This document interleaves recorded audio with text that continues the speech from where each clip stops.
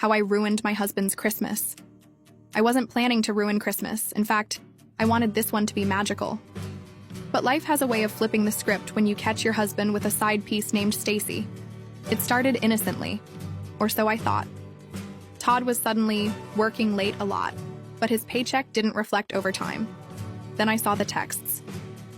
He saved her number as Tony from work, but unless Tony had a very creative way of saying, "Can't wait to taste you again," I knew something was up. I confronted him and he laughed it off, saying I was paranoid. Gaslighting 101. But when I found the video of them together in my car, that's when I decided Todd was going to have a Christmas to remember. I didn't go full scorched earth immediately. No, I smiled, played the loving wife, and planned a huge Christmas party. Todd was thrilled.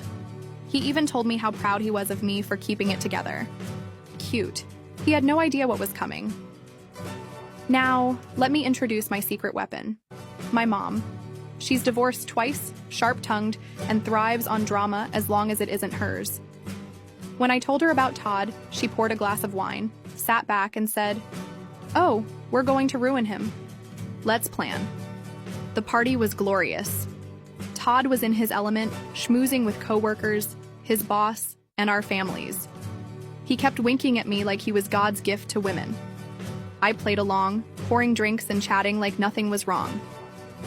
When it was time for gifts, I stood up and said, "Before we exchange presents, I have something special to share.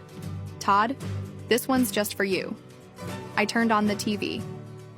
"It's a video montage of our year," I said sweetly. Todd smiled like a fool, and the video started innocently enough. Pictures of us on vacation, at dinners, smiling at family events. The room was warm and full of cheer. Then it shifted. The screen showed Todd in my car, Stacy's face popping into frame, and their extracurricular activities unfolding in high definition.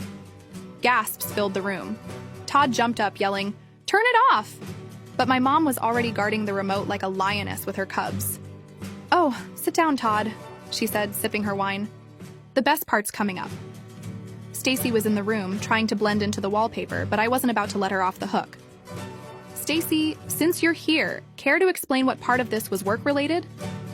She bolted for the door, and Todd followed her, yelling something incoherent. But I wasn't done. "Oh, and Todd, don't forget these." I pulled out a manila envelope with divorce papers and tossed them onto the table like a mic drop. The room erupted. His mom was crying. His dad muttered, "Unbelievable."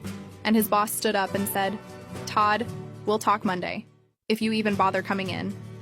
And then, because the universe has a sense of humor, someone actually started clapping. Maybe it was the wine talking, but within seconds, the whole room joined in.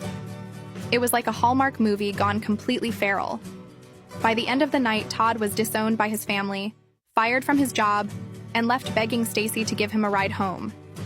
My mom raised her glass and said, "Cheers to you, sweetie. You really know how to bring people together." So yeah, I ruined Christmas, but honestly, best holiday ever. Merry Christmas, Todd.